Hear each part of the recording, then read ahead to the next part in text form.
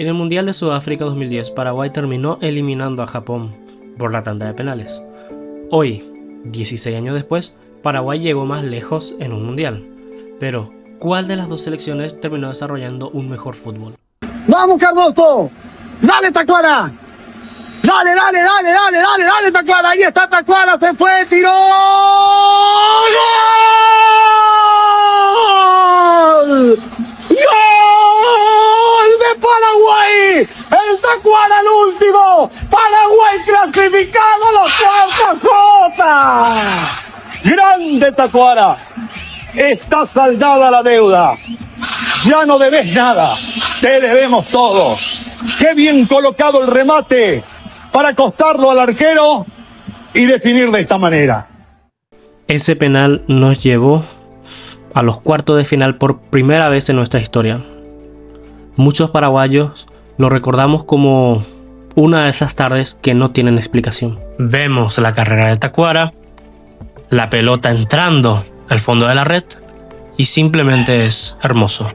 Pero desde ese momento Paraguay y Japón terminaron recorriendo caminos distintos. Yo soy Daiken y acá analizamos el fútbol más allá del resultado.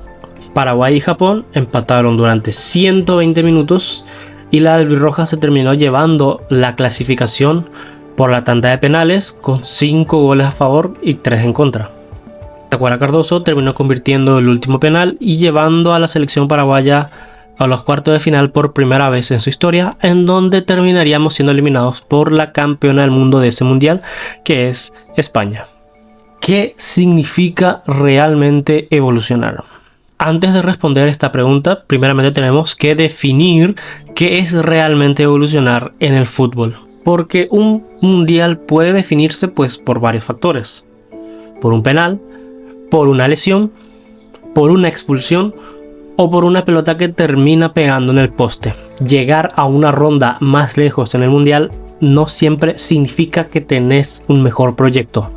Pero tampoco es que podemos ignorar y minimizar el resultado, porque el fútbol profesional también se mide en ganar y obtener resultados. Entonces, vamos a comparar 4 cosas: la regularidad de los jugadores, la regularidad de las selecciones, las formaciones de los jugadores, toda la estructura que existe detrás del fútbol nacional y toda la evolución de su manera de jugar. Pero primeramente tenemos que decir algo desde el principio. Esta no es una comparación completamente equilibrada. Evidentemente Japón tiene una mejor economía, tiene una población y una capacidad de inversión muchísimo mayor que Paraguay. No sería lo mismo que ambos países terminen o exigir que ambos países construyan la misma infraestructura. La pregunta es, ¿qué hizo Paraguay y qué hizo Japón a medida de sus posibilidades? ¿Y qué decisiones sostuvieron durante estos 16 años? En el Mundial de Sudáfrica en 2010 no estaban tan lejos. Cuando se enfrentaron en aquellos octavos de final en Sudáfrica, Paraguay y Japón eran dos selecciones que vivían realidades completamente opuestas. Las dos selecciones habían disputado 4 mundiales consecutivos: 1998, 2002, 2006 y la de 2010. Japón buscaba por segunda vez alcanzar los octavos de final en su historia fuera de casa. Paraguay, en cambio, tenía una generación de jugadores madura, competitiva y que estaban acostumbrados a competirle a los más grandes de Sudamérica, viniendo a ganarle en las eliminatorias a Brasil y haber quedado en una muy buena posición en la tabla de clasificación. Paraguay no ganó aquel partido teniendo mucha posesión de balón y creando 20 oportunidades. Fue un partido muy cerrado y muy tenso tanto para Paraguay como para Japón. Pero Paraguay, al contrario de Japón, tenía experiencia, personalidad y una identidad competitiva. Paraguay llegó hasta los cuartos de final, en donde llevó hasta el límite a la selección española, que luego se convertiría en la campeona del mundo. Incluso Tacuara Cardoso terminó teniendo un penal a favor, que luego Iker Casillas lo terminaría atajando. En aquel momento era muy razonable que Paraguay terminaba mucho más lejos que Japón, y pensar que Paraguay estaba a un paso por delante de Japón futbolísticamente hablando no era nada descabellado. El problema es que durante muchísimo tiempo 2010 terminó siendo la cima paraguaya, pero en cambio para Japón fue solamente una etapa en un proyecto a largo plazo. Japón clasificó a todos los mundiales consecutivamente desde 1998. En cambio Paraguay pues lo replicó de la misma manera hasta el mundial del 2010, y fue a partir de ahí que Paraguay se quedó estancado y pasó 16 años sin una participación en un mundial. Hasta hoy en día, tras la eliminación de Paraguay en 2026, los cuartos de final de Sudáfrica siguen siendo nuestra mejor participación. Japón no reaccionó a una derrota, continuó un plan. Una de las diferencias es que Japón no empezó a planificar después de su derrota con Paraguay. Un proyecto ya existía desde mucho antes que hubiera esa eliminación. En el 2005, 5 años antes de aquel partido, la Federación Japonesa de Fútbol pues había presentado varios objetivos a largo plazo. Entre esos objetivos se encontraba ampliar enormemente su comunidad futbolística y crear una selección capaz de poder ganar la Copa del Mundo, específicamente el Mundial de 2050. Se puede discutir el hecho de que ese objetivo sea pues capaz muy ambicioso, principalmente porque Japón nunca llegó a unos cuartos de final en la Copa del Mundo actualmente. Pero lo importante no es solamente la fecha ni la promesa de ser campeones. Lo importante es que ellos establecieron una dirección y se enfocaron a trabajar en ello durante décadas. En el año 2022, la Federación Japonesa terminó convirtiendo esa idea en una filosofía denominada el Camino de Japón. Esa filosofía conecta 4 áreas: selecciones nacionales, formación juvenil, educación de entrenadores y fútbol de base. Es decir, que ellos no consideran que la selección mayor sea una isla. Lo que ocurre ya sea con los niños, con los entrenadores y con toda esa estructura, pues también terminan formando parte de uno. La Federación Japonesa de Fútbol vincula su planificación con la declaración del 2005 y trabaja mediante 4 factores de desarrollo: selecciones, desarrollo juvenil, formación de entrenadores y fútbol base. Su filosofía también incluye identificación de talento, visión de juego, preparación física y perfiles por posición. El segundo elemento es la Liga de Japón. Cuando comenzó en 1993 tenía solamente 10 clubes.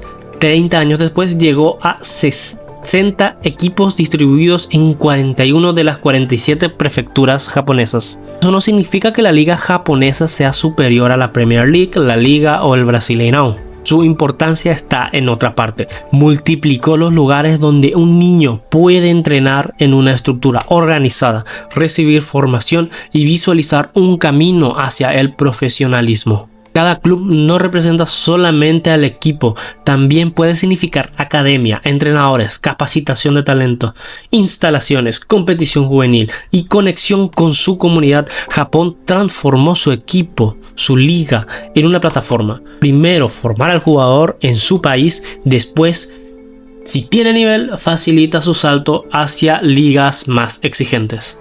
Según la propia Liga de Japón, más de 75 futbolistas pasaron de clubes japoneses a equipos europeos en un periodo de 5 años hasta 2023. No todos llegan al Real Madrid o al Bayern, muchos comienzan en Bélgica, Escocia, Países Bajos, Alemania o ligas que sirven como un puente en Europa.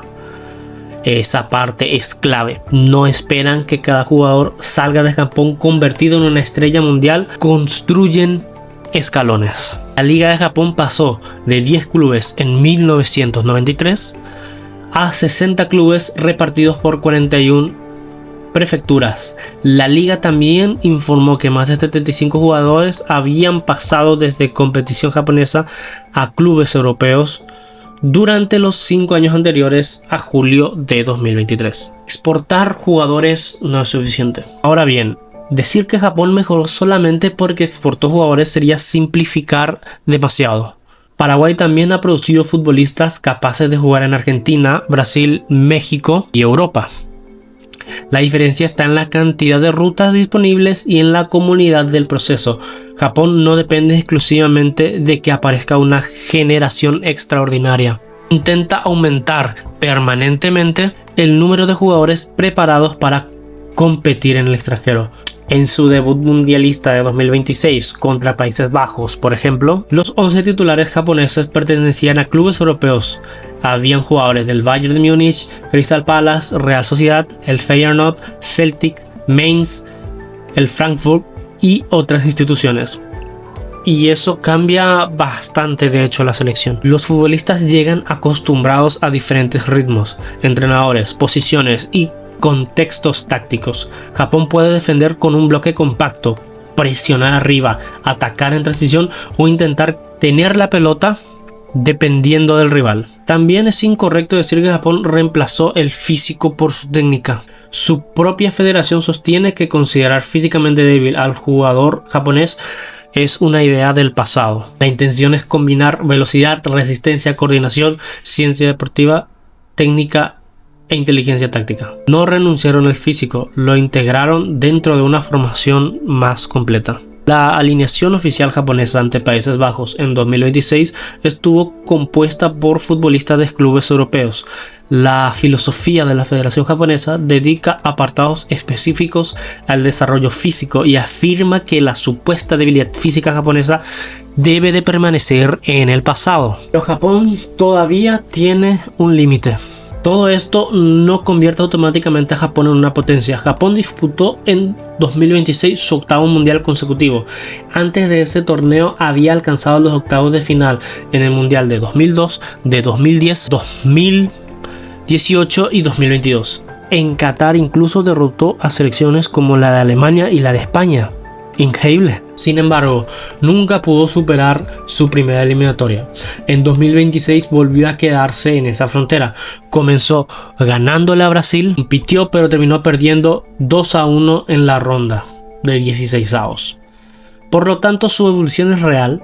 Sí, podemos decir que la evolución de Japón ha sido real y ya ha tenido sus frutos. Pero aún está incompleta. Japón mejoró su piso. Casi siempre clasifica, produce jugadores y puede competir contra rivales importantes. Lo que todavía no consiguió mejorar suficientemente es el techo. Y acá aparece una distinción importante. Japón ofrece más garantías de llegar competitivo a cada mundial. Paraguay, en cambio, ha demostrado que en una noche determinada puede alcanzar un resultado incluso más grande. Paraguay. La caída no fue completamente lineal. Ahora hablemos de Paraguay. Sería injusto decir que después de 2010 todo fue un desastre.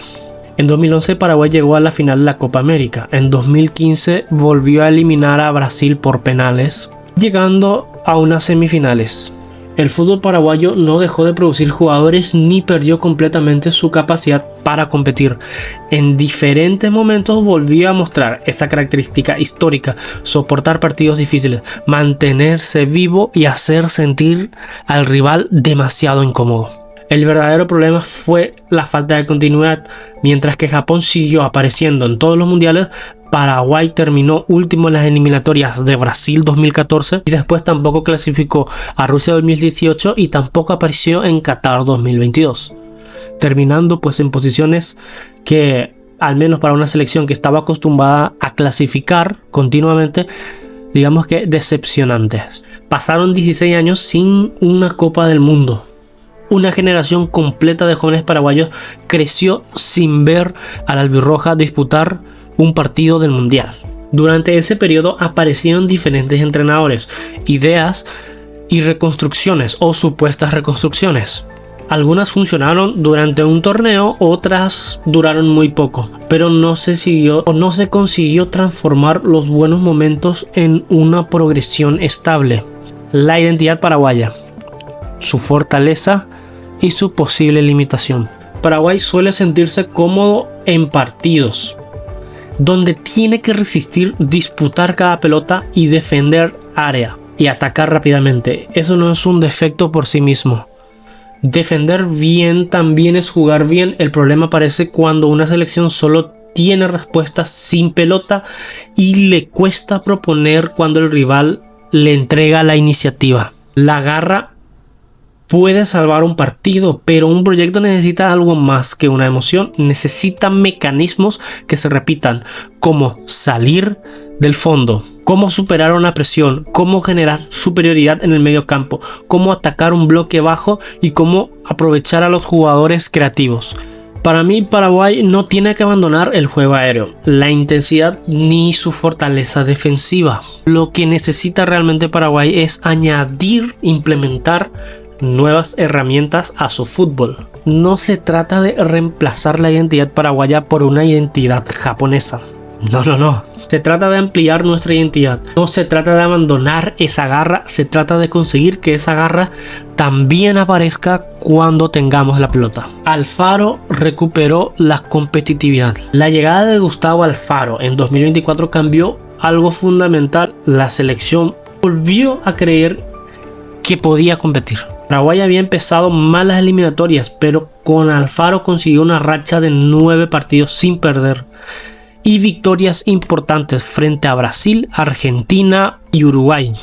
Terminó ocupando el último puesto de clasificación directa y podemos regresar al Mundial tras 16 largos años. En 2026, en este Mundial, sufrimos una derrota muy dura contra Estados Unidos. Nadie se esperaba tal resultado. Nadie esperaba que Paraguay terminara jugando uno de los partidos más olvidables en la historia. Pero sin embargo logró recuperarse. Después terminó eliminando a Alemania por penales en la ronda de 16avos. Finalmente perdimos ante Francia, pero tampoco es que perdimos mal, porque Paraguay fue la selección que hasta ahora, que todavía no se han disputado las semifinales, ha sido la selección que más llegó a complicar a Francia, porque Francia durante ese partido, debido a todo el bloque defensivo y la buena organización de la defensa que tenía Paraguay, Francia hubo un momento en el que quedó sin ideas y empezaron a depender de pelotazos al área. Eso importa bastante. No podemos hacer un video sobre procesos y fingir que el resultado paraguayo no vale. Paraguay demostró carácter, adaptación y capacidad para sobrevivir dentro de un torneo. Paraguay sabe cómo jugar un torneo. Pero un buen mundial no resuelve automáticamente 16 años de problemas. Puede ser la evidencia de que el proceso está comenzando, no necesariamente de que haya terminado. Alfaro reconstruyó la selección mayor. El desafío ahora es que esa recuperación no dependa únicamente de Alfaro ni de esa generación. Ahora, Paraguay también está empezando a invertir. Hay otra razón por la cual no terminar este análisis como pesimismo. Paraguay también está construyendo. La Asociación Paraguaya de Fútbol puso en funcionamiento el Centro de Alto Rendimiento de las Divisiones Formativas, conocido como el Cardiff. A comienzos de 2026, el centro recibía más de 2.000 jóvenes de las categorías formativas de los clubes de primera división y estaba comenzando a incorporar equipos de la intermedia. También existen microciclos, giras internacionales e inversiones en el centro de selecciones del PANE. Eso demuestra que el fútbol paraguayo no está completamente detenido. El problema es que todavía hablamos de una etapa relativamente reciente. Japón lleva décadas conectando su liga, sus academias, sus entrenadores y sus selecciones. Los frutos del Cardiff no deberían medirse solamente por el próximo mundial. La propia coordinación juvenil de la APF habla de un periodo de 3 o 4 años para que esos futbolistas lleguen mejor preparados a sus selecciones. La verdadera prueba será la continuidad, que las instalaciones tengan metodología, buenos entrenadores, seguimiento individual y oportunidades reales, y que el proyecto sobreviva a los cambios de dirigentes y de técnicos. Ahora, una comparación directa. En el Mundial de 2026 Paraguay llegó más lejos, eliminó a Alemania y alcanzó los octavos. Japón quedó fuera una ronda antes contra Brasil. Ese punto es de Paraguay. En regularidad, Japón tiene una ventaja enorme. Participó en 8 mundiales consecutivos, mientras que Paraguay estuvo ausente durante 16 años.